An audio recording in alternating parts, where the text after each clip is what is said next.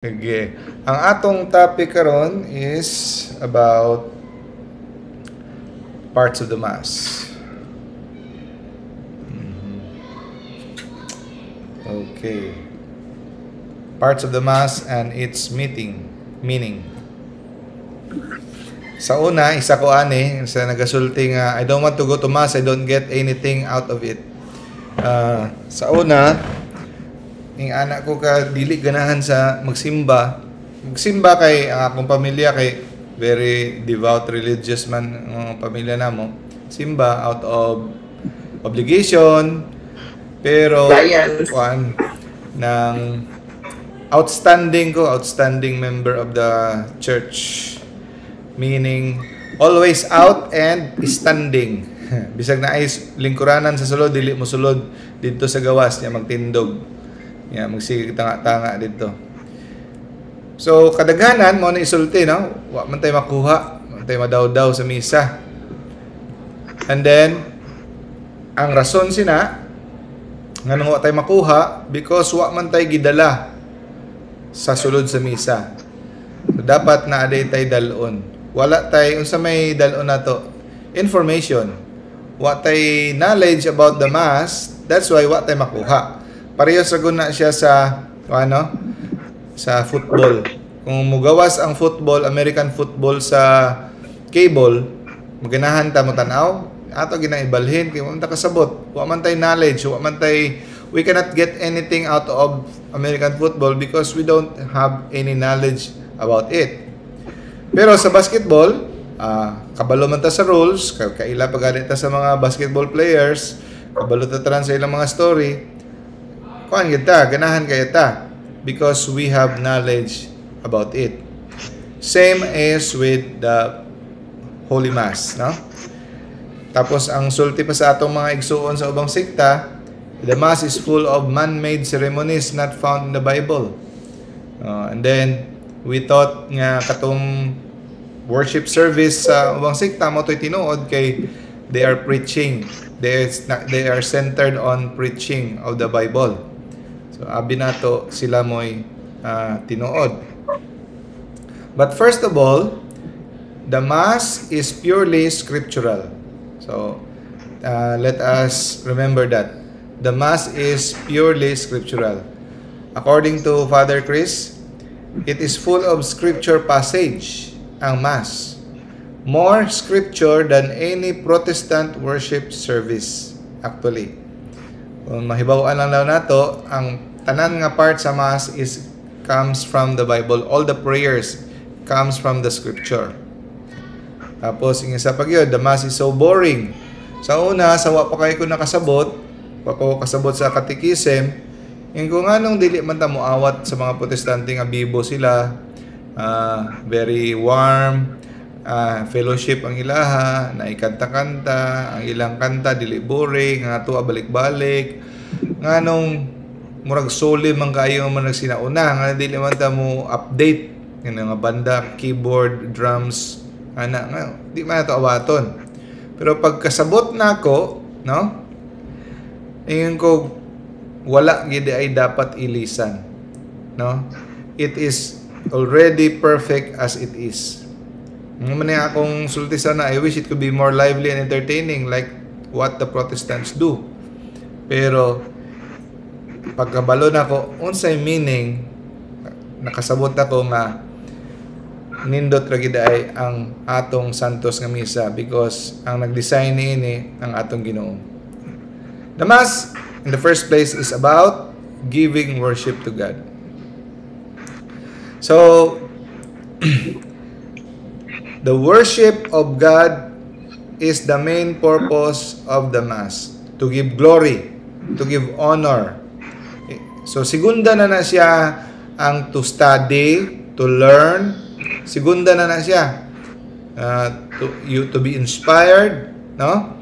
Sa una, na ako, go to Mass to learn. To study, to be good person. Pero, karon ko nakasabot, nga, you go to Mass is to glorify God, to worship God, to give thanks to the Creator, no, of all the blessings that He has given. to worship the Creator. Mo na siya ang purpose, dili kay to be entertained, to be inspired, to learn. We do not go to Mass to be entertained. The Mass is not about entertainment. The priest is not an entertainer. Ang uban, daghan kayo mo share sa Facebook, sa Messenger, mga wali sa mga pare nga mga kataunon. Yan, sana all tanang pare ing ani. Maay kayo mo pakatawa, joker kayo. Joker yung kayo, pero usahay bitaw overboard na. Green na pod ang mga joke. Tapos, actually, sa mga wala nakasabot sa catechism, they like those kinds of preachers. They like those kind of priests. Katong mga maayo murag komedyante. Usahay mahulog na sa mura nag comedy bar. No? Mura na siya og kuan. Ang pari nato is not there for entertainment. We will discuss later what is the meaning of the priest. The first, I'm going ahead of myself, but the priest offers sacrifice, offers worship. Huh? It's not about entertainment nga kinanglan maayo magpakatawa, because usahay masubrahan ka pakatawa, ang mahinumduman sa tao ang unsay pangutanaw nimo unsay gospel dili na mahinumduman, ang mahinumduman ang joke na lang. Huh? So Christ, gitukod ni Kristo ang santos nga misa. First, it is an eternal sacrifice. Walay katapusan nga sakripisyo. Number 2, it is a Paschal meal. It is a fellowship meal together, no? So in every sacrificial act throughout history, it requires a priest. So gikan pa sa unang panahon, ang sacrifice nagi pare, because ang pare is, ang meaning sa pare is the one that offers the sacrifice. Jesus ordained the 12 disciples in the upper room during the Last Supper. So ang pinakauna nga mga pare mao ang 12 disciples. Sa unang panahon, ang pare gikan sa linya ni Levi. Sa panahon ni Moses, sa Mosaic law, gikan sa tribo ni Levi. Pag-abot ni Jesus, ang pare dili na gikan sa linya ni Levi, gikan na sa linya sa mga apostoles nga iyang giordinahan didto sa upper room, sa Last Supper. Why did Jesus die on the cross? Because the penalty of sin is death. So, kinanglan niyang tubuson ang atong utang. Ang atong utang nga dili nato kaya bayaran. O iyang tubuson ang utang nga wala man niya giutang. Kita'y nag-utang pero siya'y nagtubos. So ang sala mo'y iyang gidumtan. Ningon si Saint Gabriel Archangel kay Mama Mary, you will bear a son, and you will name him Yeshua or Jesus, no? And he will save his people from their sin. So sin gyud ang target ni Jesus ngano ni Arisha. So we have to eradicate sin in our life. Mora ginay nagpabuwag nato sa Ginoo ang sin. So when we sin, we deserve to die. Mama na, the wages of sin is death, ingon Saint Paul. Kabayaran sa sala, kamatayon. So Christ paid that debt in our place. That is why gitawag siya Redeemer, manunubos. Gitubos niya ang atong giprinda nga jewelry. So ang jewelry ang atong kinabuhi, giprinda nato atong kaluwasan, no? Atong kalag. So siya nagtubos, giredeem. So every time we are at the Mass, actually we are present at Calvary. So remember 2,000 years ago, with the power of God, He brings Calvary 2,000 years ago, He brings it to the present time. As if, naata sa takna nga siya gilansang. We are actually witnessing Christ paying our debt to sin. So wala niyato gi-utro ang pag-sacrifice kay Christ. Ingon sila, kamo mga Katoliko, inyong gi-utro-utro ang sacrifice ni Christ. No. God made it present. The Mass makes the sacrifice of Christ present in Calvary. So iyang gibayaran ang atong sala o iyang gidaog. Unsa may iyang gidaog? Ang kamatayon. Paano niya gidaog ang kamatayon? Ang iyang pagkabanhaw. When He rose from the dead, it's a sign that He conquered death. So death has no hold on Him. So since the start of Christianity until 1517, all people believe that the Mass is a sacrifice. What happened in 1517? Martin Luther, an Augustinian priest, rebelled against the church, went out of the church and built his own church, the Protestant church. And he started to teach that it is not a sacrifice. It is just a symbol. No? It is blasphemous to celebrate the Mass. No? Blasphemy daw ang sacrifice of the Mass. But for 1,517 years, all Christians are united in viewing the Mass as a sacrifice of Jesus. So they stopped believing it is a sacrifice and started focusing on the prayer, the singing, and the preaching. So nakasentro ang ilahang service sa preaching, singing, and praying. Dili sacrifice. Okay. So nga nang importante man ang sacrifice? Because in every worship, di ba? Tanaw mong salida, ito mga Indians, mga Aztecs, para malipay ang Ginoo nila, muhalad og sakripisyo, ihawon, ihalad sa ilang Dios. So dili ang pasimuno ana ang mga pagano. Ang atong Ginoo, the God, gikan pa sa panahon ni Adan ug ni Eva, si Cain ug si Abel, naghalad na. So when you worship God, you cannot worship God without a gift, meaning a gift offered to God is called sacrifice. So that is why dili ego ang praying, preaching, ang singing, o ang prayer lang. You need sacrifice of the Mass. Now let's go to the introductory rites. When does the Mass actually begin? So, matagnaan ninyo kano sa magsugod ang Mass, ang uban sa pagkanta, ang uban sa pagposisyon. Pero actually, Mass already begins in our home. Sa balay pa lang. Andam ta sa misa, gandam ta mag-ilis ta, before pa mag-ilis. Ang atong kasing-kasing ato nang giandam. Muna sa una, nindot to sa una, kayo stricto gyud 1 hour fasting before the Mass.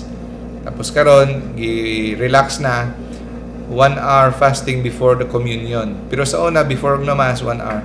Then, nagasugod nag-reflection nga you are about to go to the church, you are about to celebrate the most holy thing. You are about to unite yourself with God in His blessed sacrament. So, it already begins at home. So, ilikaya nato ang paminaw-minaw music, tabi-tabi, ana-ana, dapat sa balay nag-reflect na data. In our preparation of our heart before coming. And then, pag-start, the procession is led by the cross. So, anong mag-procession, kabantay mo, ang ang altar server gagunit, ang sakristan gagunit og cross. It reminds us, ang meaning sa cross sa nag-una dito sa procession, it reminds us that we follow Jesus up to the cross. We must take up our cross and follow Him. So we follow Him even to the point of death, even to the point of suffering, cross. As we follow the procession at the cross, it is a symbolic pilgrimage. It means that our life is a pilgrimage. We are traveling towards heaven, no? Our life is a journey towards heaven, a procession. So sa procession pa lang is meaningful na. And then pag abot niya dito sa tunga before siya musaka sa altar, mag-genuflect siya, no? Because Jesus is present there in that tabernacle.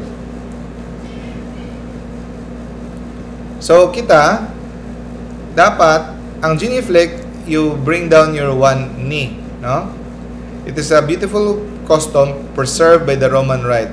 It gives honor to the true King of Kings, who is truly present in the most blessed sacrament. So naga-genuflect ta tungod kay naa siya sa blessed sacrament sa tabernacle. So that is why it is general custom in the Roman Rite that you genuflect on the knee whenever you pass before the tabernacle. So, pag ang simbahan nagka-contain ng Blessed Sacrament, dili ka pwedeng mulabay sa left to right nga sa atubangan nga dili mo genuflect.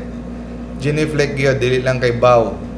Tapos before ka mosulod sa imong lingkuranan, mo genuflect ka as a sign of respect to Christ there in the tabernacle. Di lang ka kay mo lingkod lang, mo genuflect gyud ka. So karon mga tao, saka-sakaan lang ang stage, picture-picture magkasal, talikdan ang altar. So actually bawal gina siya na dili ka pwede magsaka-saka lang sa altar, no? Sa murag sa stage. Because of the Blessed Sacrament. Mo nang rason nga nung manguros ta kumulabay ta sa simbahan because of the Blessed Sacrament. So, when people enter a Catholic church and walk to their pew, they genuflect before sitting down. And then, there is no reason to genuflect when entering a church if you don't walk by a tabernacle. So, kung walay tabernacle, like chapel, walay tabernacle, pwede kang dili magkuan. Simple bow to the altar is appropriate. Simple bow. So, night time nga mo genuflect ka sa Holy Cross. Ang Holy Cross, pwede ra kang mo bow. Pero during Good Friday, ang Holy Cross mag-genuflect ta. Because maunang time nga wala man sa tabernacle si Jesus, we respect the cross where Jesus died until the beginning of the Easter Vigil. And then, mukis ang pare sa altar. Pagsugod, mukis siya sa altar. It symbolizes we honor the altar of sacrifice. So, asa man ginaihaw ang mga karnero sa unang panahon? Sa altar. Mao nang natay altar. Mao nang moadto ka sa Protestante nga simbahan, walay altar. Ang ilaha, unsa man, podium or rostrum. Pero wala sila yung altar because they don't believe in sacrifice. So in the altar, it is where the sacrifice is being killed or destroyed, no? And another meaning sa altar, it symbolizes the bond between Christ and His church. No, the kissing of the altar symbolizes the bond because the priest is Christ, the bond between Christ and church. And also, ginakisan pod, ginalubungan og relics, ang relic ang altar, relic sa ang relic sa martyr ang ginabutang diha, who a symbol that who gave their life for the furtherance of the faith. And then we sing the antiphon song. It is important that everyone should participate in singing. Bisan pag dili ka kabalo sa lyrics, just go with it, no? The opening song is intended to unite us. Our song unites us as a community. and open our hearts to hear God's voice. It opens our hearts together.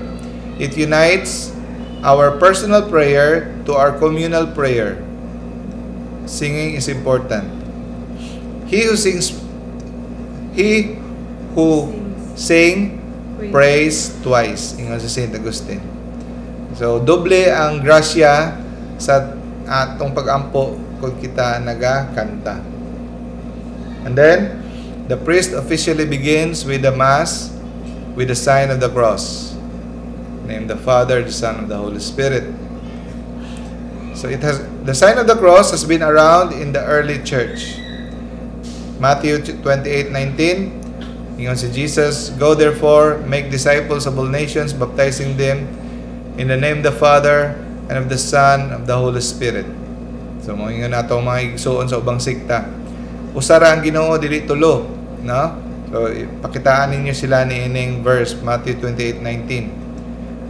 Baptizing them in the name of the Father, and of the Son, and of the Holy Spirit. So, ang pare, na pula ang iyang sanina, meaning, red, ginagamit na siya sa mga na ay kapistahan sa mga martyrs.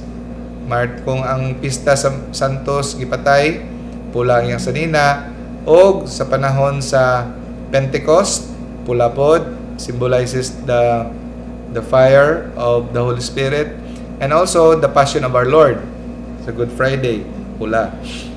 Green, ordinary time. White, kapistahan sa mga santos ng mga dili martir. And then the mysteries of Jesus, Mary, angels, and saints. Violet, kung Lent and Advent. Rose, kaduha lang sa isa katuig suoton, Gaudet o Latrer, no? Black, pwede na, wala naman kayo nagagamit ng black karon, kaya pwede namang puti sa mga patay.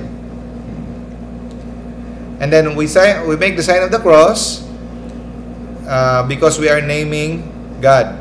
The reason we are gathered in the Mass because of the name of the Father and of the Son and of the Holy Spirit. So we are naming our God. We mark ourselves. Atong imarkahan ang atong kagalingon, no? And then we also touch the holy water and make the sign of the cross to remind ourselves that by the water of baptism, we are already saved. We have been saved by the water of baptism. No? And the people say, after the sign of the cross, Amen. It means, we believe. Tapos may ng pare, the grace of our Lord Jesus Christ, and the love of God, and the communion of the Holy Spirit be with you all. Grace and peace to you from God our Father and the Lord Jesus Christ. The Lord be with you and matubagtaan with your spirit. So, katong ipasulti nako, mao ni ang mga Bible verses nga naga-support diha gikan. Dili na nato na siya hunungan o gibasahon, kamo na lay pause sa video, tapos tanaw ninyo. Just to prove nga gikan sa Biblia ang atong ginapangsulti sa misa. And with your spirit, gikan na siya sa Galatians 6:18 o 2 Timothy 4:22. Grace of our Lord Jesus Christ be with you in spirit, be with your spirit, brothers. Amen. The Lord be with your spirit. And then, paghuman sa introductory penitential act dayon ta. Brethren, let us acknowledge our sins and so prepare ourselves to celebrate the sacred mysteries.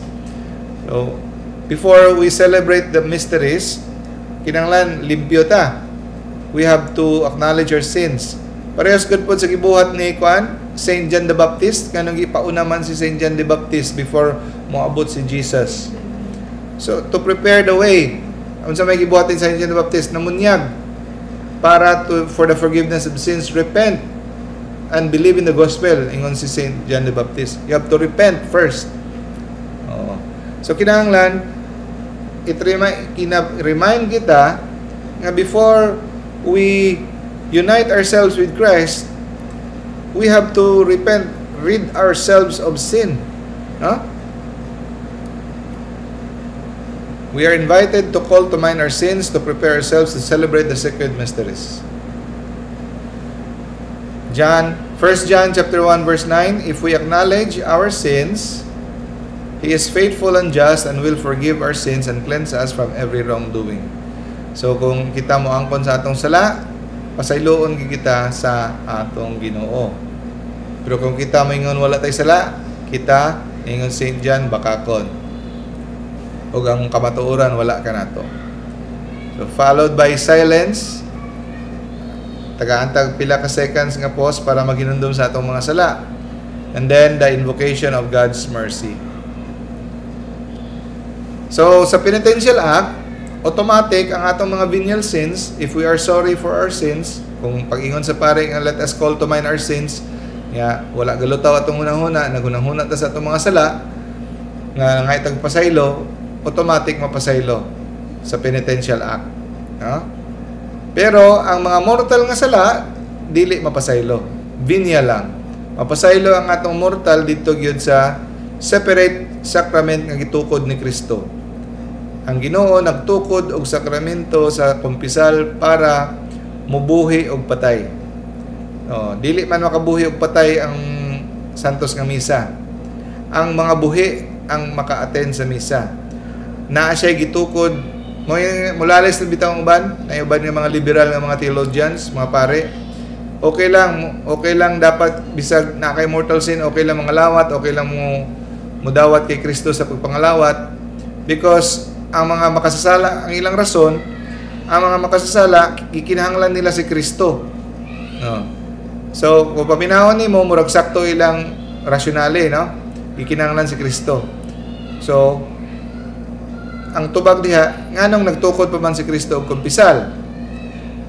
Tinuod na kinahanglan niya si Kristo apan dili niya mapuslan ang pagkaon nga gihatag ni Kristo kun siya patay. Kita na ba kag kabayo nga patay ni kaon og kumpay? Buhion sa nimo ang patay, ayha nimo tagaan og pagkaon. Yes, kinahanglan niya si Kristo, pero si Kristo mismo kabubuton niya nagtukod siya og sakramento para magbuhi sa patay nga kalag. Buhion sa ayha makakaon. So venial sin ra ang mapasaylo sa penitential act. We are not to approach the Lord unworthily in the Eucharist. 1 Corinthians chapter 11 verse 29. We are acknowledging our own sinfulness and unworthiness in deep need of forgiveness and mercy. It is only by His mercy that we become worthy. So tinuod na, walay taong worthy, walay taong takos bisag isa matubang sa sakramento sa Eucharistia. No? Mao po na gamiton nila. Kinsa man takos di ay wala man. Nangin takos lang kita tungod ni Kristo. Si Kristo ang nakapahimo natong takos. Pinaagi nining penitential rite. I confess to Almighty God and to you, my brothers and sisters, that I have greatly sinned in my thoughts and my words, in what I have done, what I have failed to do, etc., etc. May Almighty God have mercy on us, forgive us our sins, and bring us to everlasting life. Everybody say Amen. And then, followed by Kerry Ilison. Pwede na gina-recite, usahay ginakanta po na Lord have mercy. No? Christ have mercy. Lord have mercy. So this is the part that we ask for forgiveness. And then, morning mga Bible verses supporting that prayer.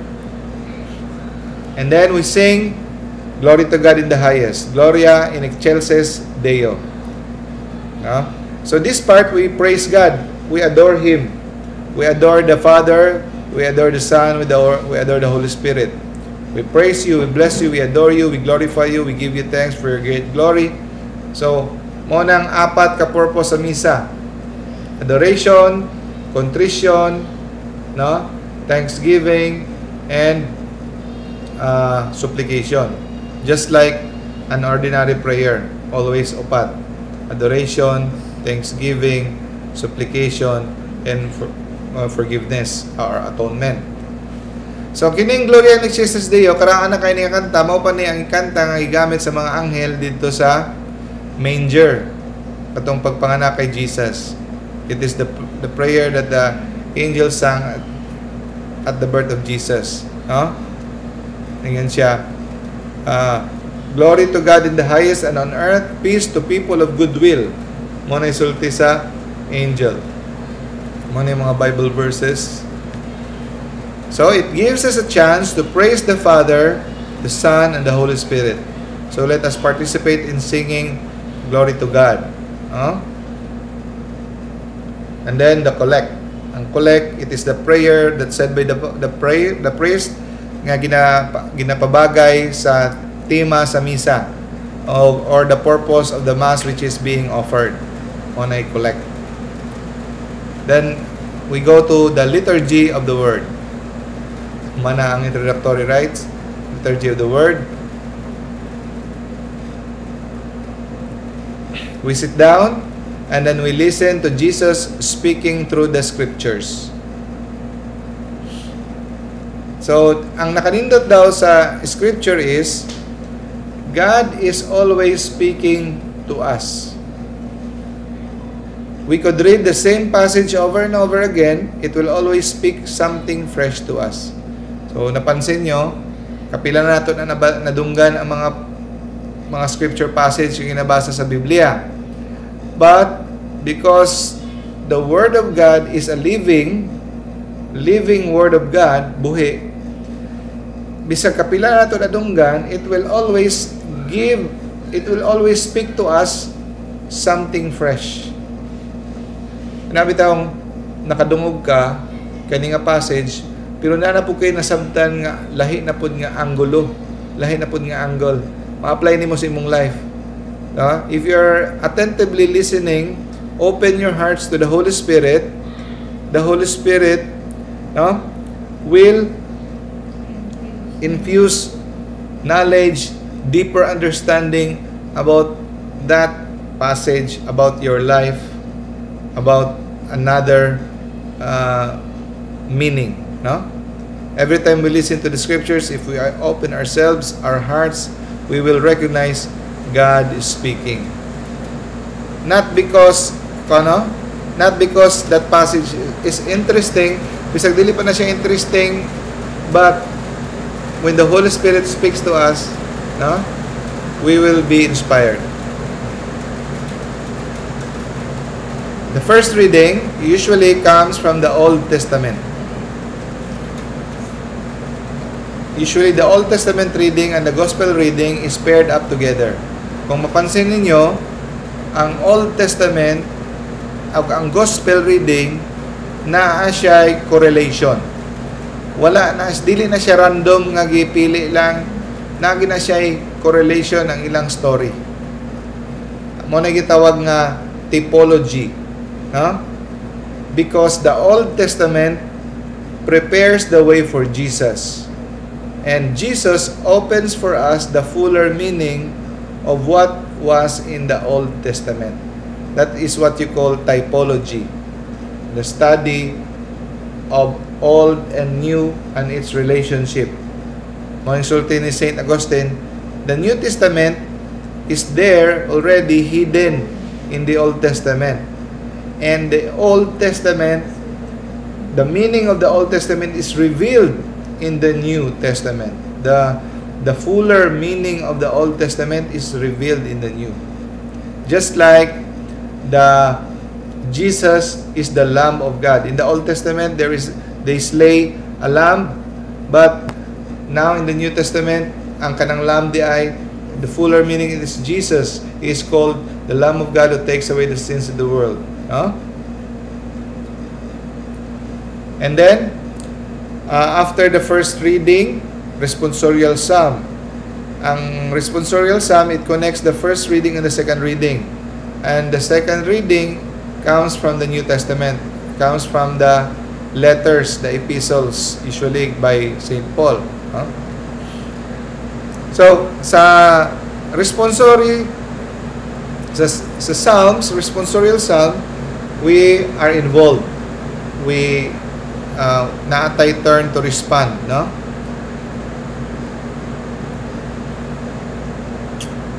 Most individual psalms involve the praise of God for His power and beneficence. So diha sa psalm, we are being taught nga unsa ka gamhanan natong Ginoo, unsa niya pag-deliver ang mga tao sa gikan sa kamot sa mga kaaway, no? And it is also one way of praising God. And also diyan nato makita kung yun sa pagtubag sa Ginoo ang mga prayers, no, sa mga tao sa unang panahon. We are inspired when we hear the Psalms. So the second reading is the epistles, meaning the letters usually by St. Paul. So if you come to Mass every Sunday, no, you will hear almost all of the New Testament. Actually, mayroon silang dili biblical ang misa. Actually, you will hear almost all of the New Testament. And if you come to Mass every day, you will hear the entire New Testament in the span of, if I'm not mistaken, 3 years. If you come to Mass, the whole cycle is 3 years. If you come to Mass every day, you will hear all of the New Testament.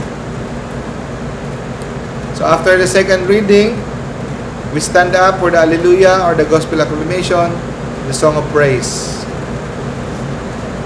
So mutindog tatanan because Jesus is walking to the room now for the Gospel. So pareho lang po sa pagtindog nato kung maabot ang presidente. We are now about to hear the story of Jesus. We stand in honor for Him. And also, as royal priesthood, kita mga royal priesthood, we stand up with our high priest together to worship God. So ganiha, before the liturgy of the Word, He is present in spirit. But now He is present in His Word. And later, He will be present in body and blood. We stand around the Lord as His priest, being ready now to be sent out in mission. So before mo ato ang pare sa ambo, ang kanang pulpit, ang tawag na ambo, mo slightly bow siya, mo pray sa iya privately, dili kita makadungog, moingon na siya, cleanse my heart and my lips, Almighty God, that I may worthily proclaim your holy gospel. So silently, he will pray silently. So kato nga prayer gikan sa Revelation 6 verse 9, and the high priest opens the seal and proclaims the word. Okay. So at the very beginning, he will say what gospel reading come from, and then we cross our forehead for God to open our minds to hear His words. We cross our lips so we can share those words with others. And then we cross our chest. We declare that we believe in Jesus with our whole heart. And then, pag human sa reading sa gospel, maingon pare, the gospel of the Lord. Then we say, praise to you, Lord Jesus Christ. And then the priest kisses the Bible and say, silently na po mo pray siya, through the words of the gospel, may our sins be wiped away. Tapos mo homily siya. Ano ang Bible verse, kanong kinahanglan mag-homily. And then, ang homily is done only by ordained clergy. Ang ordained clergy, mauna ang bishop, priest, o deacon. Deacon pwede ma-homily. So, ang laiko, di yun pwede maka-homily. Ang homily is only mandatory on a Sunday. Dili mandatory ang homily on the weekdays. Mga yung sahay nga mubo ra kaayo ang homily sa weekdays because it is not mandatory on a weekdays. Homily, unsa may difference sa homily o sermon? Ang homily is you read the Bible and then what you read in the Bible, you apply it in our daily lives. Ang sermon is you select a topic and then you get different parts of the Bible to support your topic. So, muna siya. After the homily, the priest goes back to his chair and then moment of silence to reflect kung unsa iyang gisulti. Muhatag siya dapat og pila ka moment for silence. And then the profession of faith, the Apostles' Creed. Only on Sundays ang Apostles' Creed usually. And big feasts and solemnities. Kung isulti siya sa weekdays, okay ra gihapon. But it is mandatory on Sundays. And it is the statement of the Apostles' faith. I believe in God, the Father Almighty, maker of heaven and earth, visible. So, muna ang no? Ang Bible verses, muna siya, ang mga Bible verses nag-support sa atong Apostles' Creed. Hindi nato na isa-isahon. And the Creed leads us to an act of faith to the Trinity. We need to have a faith to the Father, the Son, the Holy Spirit. So, kung manotice ninyo, ang Apostles' Creed na ay 3 parts. Believe in God, the Father Almighty, creator of heaven and earth. That's the first part. And then, Jesus Christ, His only Son, our Lord, is conceived in the part of the Spirit. Okay, the second person. And then, the part that I believe in the Holy Spirit, the Holy Catholic Church, communion of saints, that is the third part. So, muna siya. So, why do we pray the Apostles' Creed in Mass? Because together we proclaim that we are united, no, in one faith. We are in communion with that belief with each other. That's why as Catholics we do not receive communion with other churches because we do not share in the communion of belief. Wala ta nahiusa sa ubang mga sekta sa pagtuo. That is why we cannot have communion with other churches. We believe different things from different denomination. So we are praying the Creed at Mass as a way of affirming that we are really one in communion with the Lord and with each other. So, isa lang atong gituuhan, usara ang atong faith, nahiusa kita. Together we are in communion with each other and with Christ. So in summary, the Creed, the Father created us, the Son redeemed us, the Spirit sanctifies us. The prayers of the faithful, dayon. So sa prayers of the faithful, importante ni because this is the part of the supplication. We are asking for our needs. No? So the prayer of the faithful is the end of the liturgy of the Word. So when the church is gathered, we have the responsibility to pray for each other. We pray for the whole church and we pray for the whole world. And then we pray more locally, our country, our leaders, our church, our parish. And we also pray for the sick and those who have died. So importante kaayo ang prayers of the faithful because hiniusang pag-ampo is very powerful. It is heard by God, more graces in the community prayer because we pray as a church. Jesus wants us to ask so that we may receive. Matthew 7:7. So after the supplication, the liturgy of the Eucharist. We begin with the offertory. So ang liturgy of the Eucharist starts with the offertory. We bring gifts to the altar. So Matthew 5:23. Therefore, if you're going offering, di nato nabasahon. So unsa may atong gina-bring gift is the bread and wine to the altar. So kini atong bread and wine is a symbol of our ng labor. It will be transformed and will be given back to us in a supernatural way. So hatag ta og natural bread, wine, and then nganong bread man ang wine? Because ang bread many wheat gitigom na himong usa ka bread. Ang wine from many grapes symbolizes us people many, and then we are one in Christ. Mo na siya, bread and wine. And then bread and wine nourished us throughout the centuries, no? We also bring our tithes, a symbol of ourself. Ihatag ta sa atong tithes, sa atong kwarta. So sa kinang kwarta na to, di lang nang yan nga nakahatag na ka, okay na. You give. It is a symbol of yourself when you give.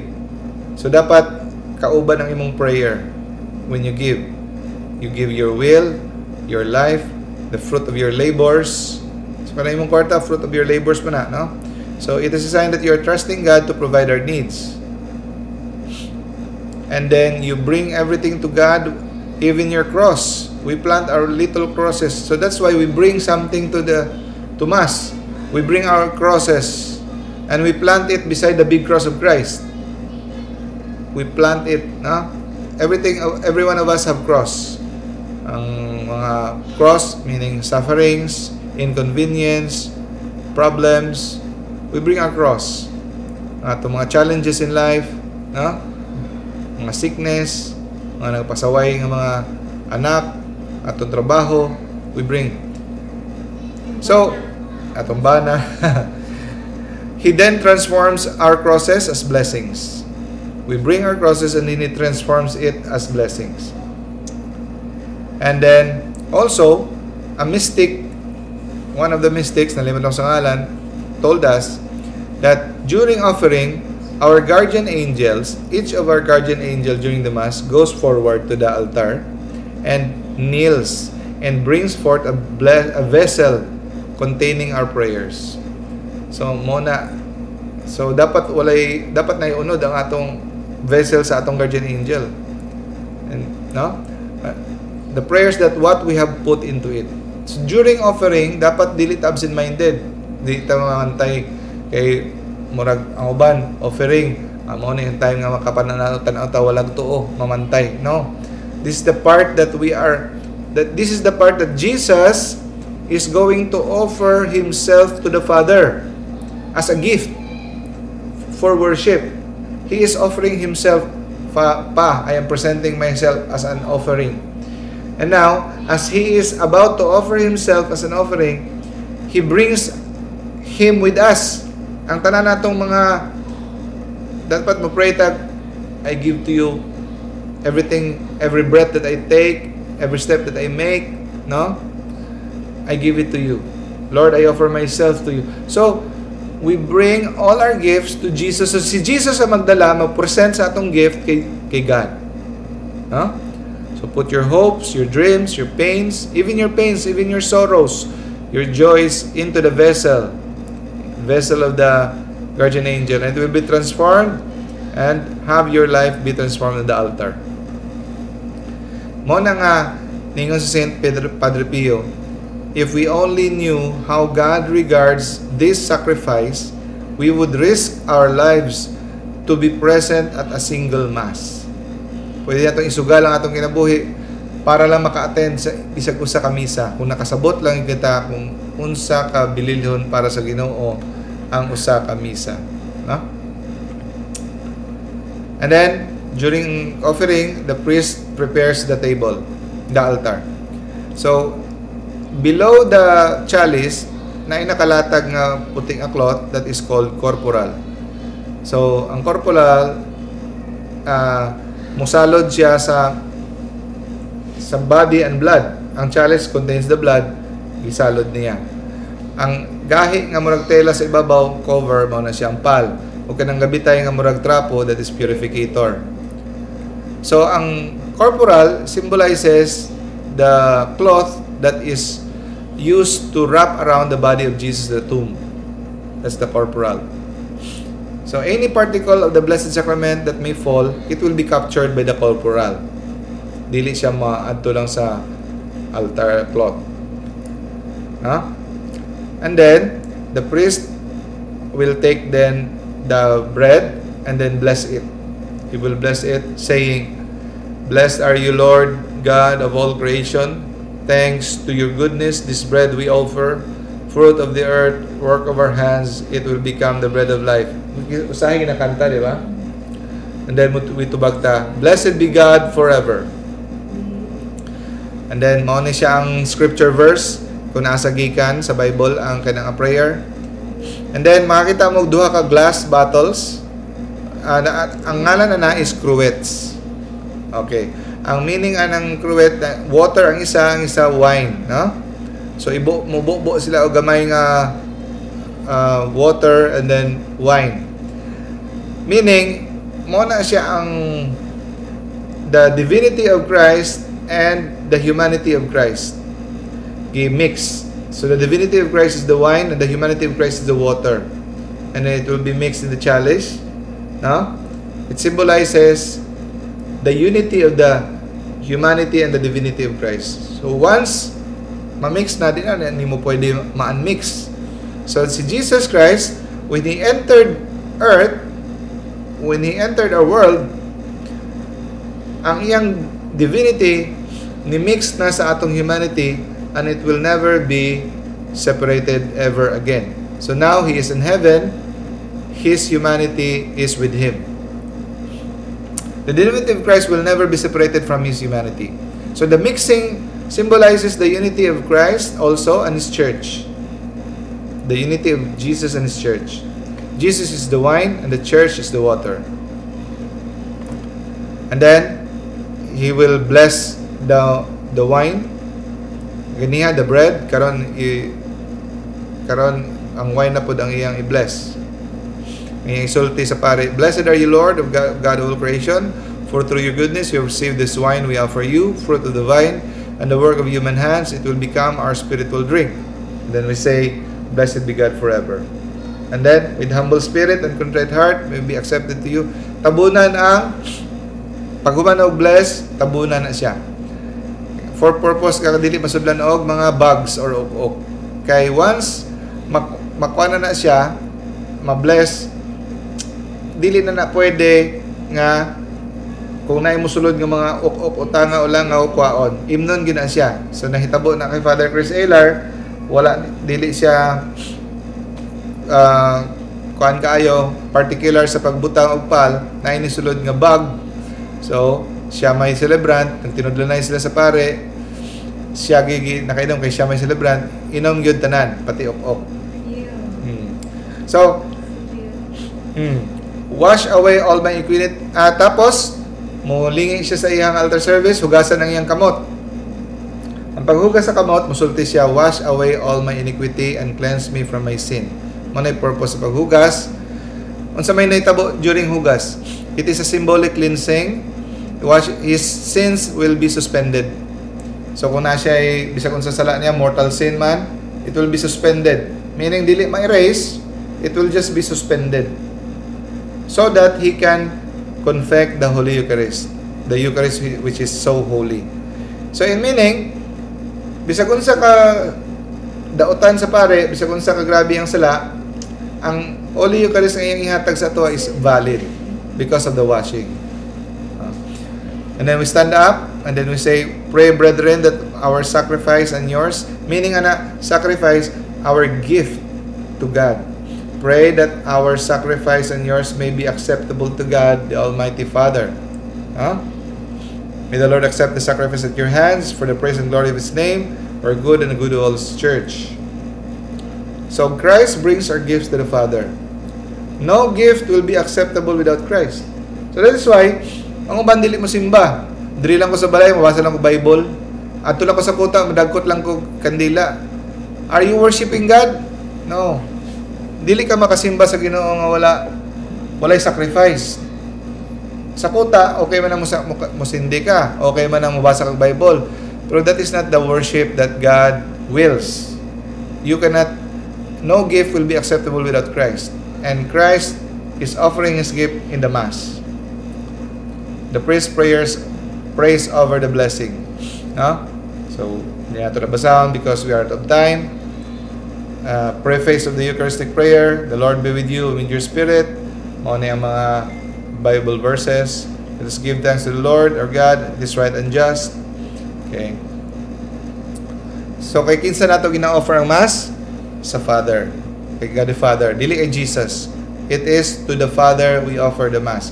It is Jesus who offering Himself through the sacrifice of the Son and with the power of the Holy Spirit. The entire Mass is to the Father. Okay?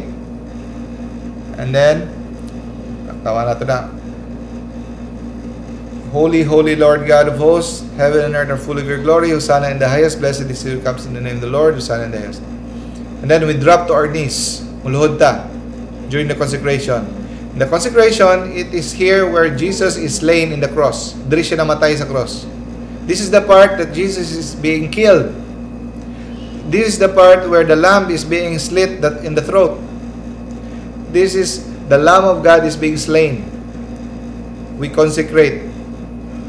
This is the part where the bread becomes the body and the wine becomes the blood. So nganong diri man ang part, nganong muluhod bang ita? Because that is Jesus Christ. Failure to kneel is a failure in faith. Ang uban, kung walay ludhanan di muluhod. Kay mahadlok, mahugawan ang ilang Levi's, mahugawan ang ilang mga sanina. Kinsa may naghatag sa imong sanina? Ang Ginoo man tanan gikan ngano di man nimo pwede hatag imong sanina mahugawan. Luhod. Pwede kang di mo luhod kung nakay sakit, nakay arthritis, excuse. Pero kung wala kay sakit, kaya ka maluhod, luhod.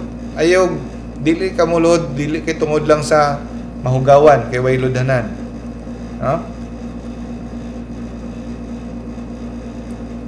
So as human, we are composite of body and soul. We are to engage in worship with our body and spirit.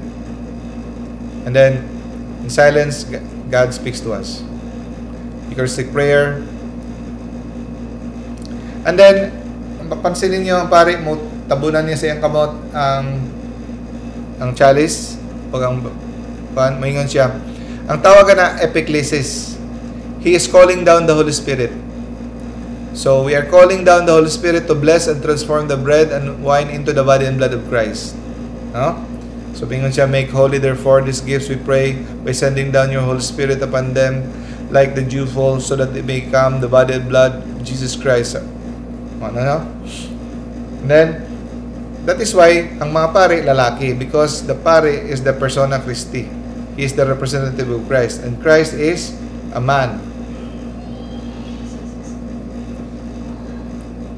And then, the institution, at the time he was betrayed, entered willingly into his passion, he took bread and gave thanks, he broke it and gave it to his disciples, saying, So, napansin ninyo, gina-consecrate ang body and blood, take this all of you and eat of it, this is my body.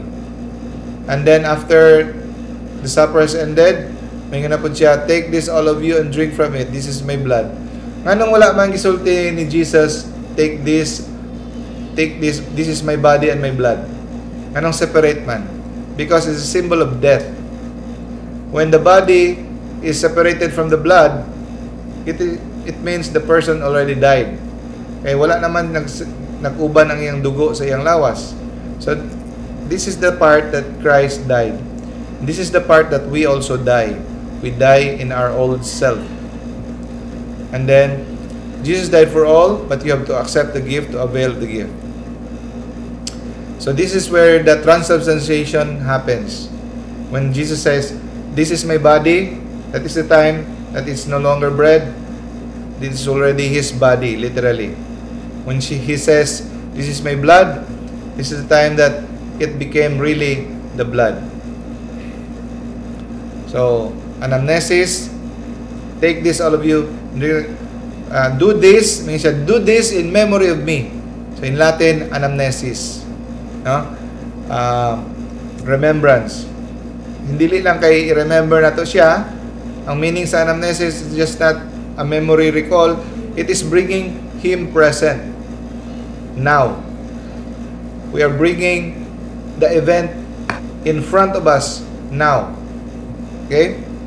We are not re-crucifying Christ. We are actually there during the actual event when it happened for the first time.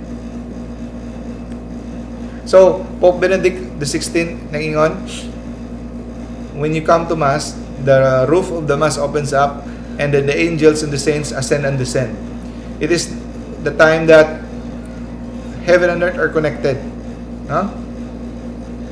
Heaven and earth are united. So the book of the Revelation is about the wedding feast of the Lamb. It is about the Mass. And then,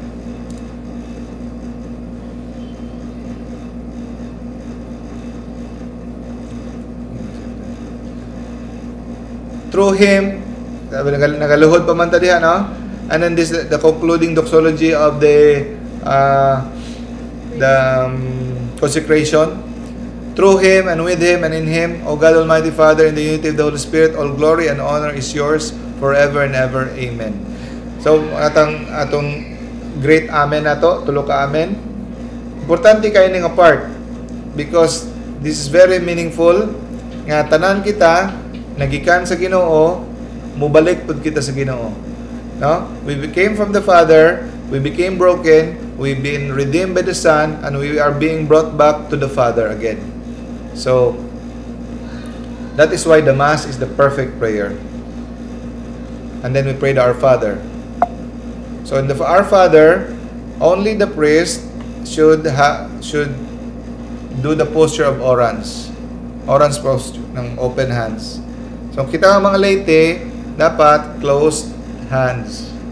No? We do not follow the priest in the orans posture. So, asa man ang sugod ng open hands and holding hands, giawat-awat lang nato na sa mga protestante. Pero ang laity, closed hands, ang pare is orans posture. For the kingdom, the power, and the glory are yours now and forever. And then the right of peace. No? So sa hindi lang nato na isa-isahon, kabulan ng tana, peace be with you, no? And then commingling.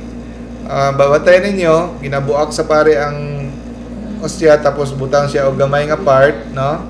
Sa kuan, ang the body, i-mix niya sa wine, sa blood of Christ. Ang tawag na commingling, a symbol of resurrection.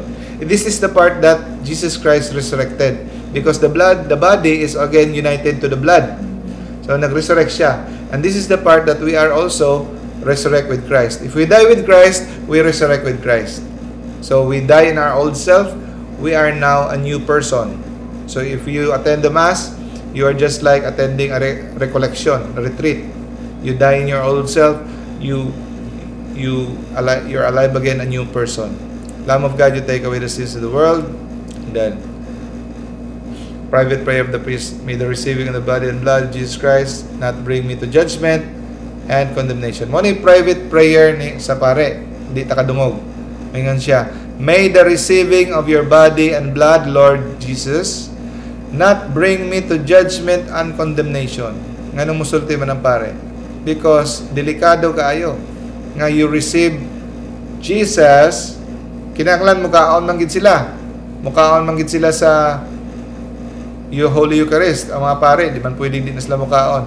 And if they have mortal sin, grabe ang ilang tulubagon. Sige, ang Ginoo lay bahala nila. That's why even if they do not have mortal sin, conscious mortal sin, they still pray this, do not bring me to judgment and condemnation.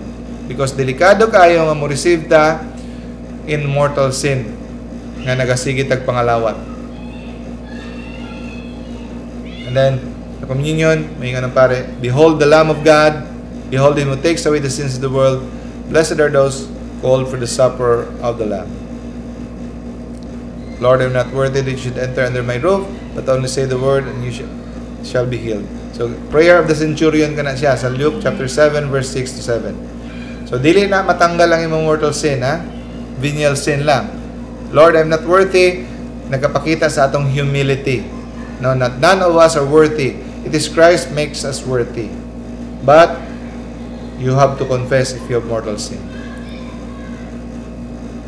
Private prayers of the preparation, no? So habang humanang communion, ang pare nagapray po siya, may the body of Christ keep me safe for eternal life. May the blood of Christ keep me safe for eternal life. So you can receive by the tongue or by the hand, standing or kneeling. No one has the right to refuse you if you want to kneel. If you want to receive it by tongue, no one has the right to refuse you. Ingon si Bishop Athanasius Snyder. The important thing is to receive Jesus with great reverence. With great reverence. So, kung dili ka magluhod, before sa taong isundan nimo, mubaw na ka. And then, you pray that you're approaching Jesus with great respect and reverence. Then you say Amen. So, in the communion, Jesus is not just embracing you. You are become one with Christ. He enters your body. It's just like the consummation of marriage. Communion. No? That is why Jesus describes marriage as a wedding feast. So it's just like a wedding every time we communion. We consummate our marriage with Christ. We are the bride. Jesus is the bridegroom. And then we become what we eat. We become Christ. Unless you eat my flesh and drink my blood, you will not have life in you. That is why the Mass is so important, because ningon Jesus, if you do not eat my blood, if you do not eat my flesh, you cannot have life in you. So asa pa man ka makakuan, if you go to the Catholic Church, you will starve to death. You will not have life because you do not have Eucharist. Then dito na gamiton ng purificator, trapuhan tong mga chalice, libyuhan, mas tigumon dito sa tigumon ang kuan, ang mga mumho, no, mga particles sa corporal o kaunon sa pari, inumon tanan walay kuan. So nindot pod habang nagalimpyo ang pare, nagapray ta sa atong Thanksgiving, or pinakanindot nga may after Eucharist, you pray the Anima Christi, Soul of Christ, sanctify me, Body of Christ, save me. No? So yun na memorize. Your prayer after communion, the congregation all stand. The Lord be with you and with your spirit. May Almighty God bless you, the Father and Son and the Holy Spirit. Amen. So dismissal na yun. The Mass is ended. Go and announce the Gospel. Go in peace, glorifying the Lord. Go in peace. Thanks be to God. So thanks be to God. Pasalamat nga si God nagpakamatay sa ato. Dili kay hay salamat humana misa makalaag nako. Dili nga na. So asa gikan ang misa? Misa word gikan na sa iti misa est. Ang meaning ana, go, you are dismissed. Mo na diha gikan ang walang nga misa. So nga importante man na, because the dismissal is very important. Ang meaning ana, ginapadala ka as an apostle. So to spread the word. Muna kag itagaan og mission sa pare. Go, you are dismissed. Ita misa est. So, the purpose of the Mass, we are being transformed in Christ. During the Mass, you are being transformed into Christ, and then you are being sent as an apostle. At offering, we offer ourselves. At consecration, we die to our old self. At communion, we rise again with Christ as a new man. God bless us all. Sorry, taas kayo. Nilapas tag isa ka oras. Okay. Okay. Sistina, closing prayer time. Yeah. Let us all pray the Hail Mary. In the Father, of the Son, of the Holy Spirit. Amen. Hail Mary, full of grace, the Lord is with you. Blessed are you among women, and blessed is the fruit of thy womb, Jesus. Holy Mary, Mother of God, pray for us sinners, now and at the hour of our death. Amen. In the Father, and the Son, and the Holy Spirit. Amen. Salamat, bro. Salamat, Thank brothers you, and sisters. everyone. Thank you. Salamat ba? Bye-bye, Tita Esther, Sis Kate, Sister Auntie Moying. Hello, good evening.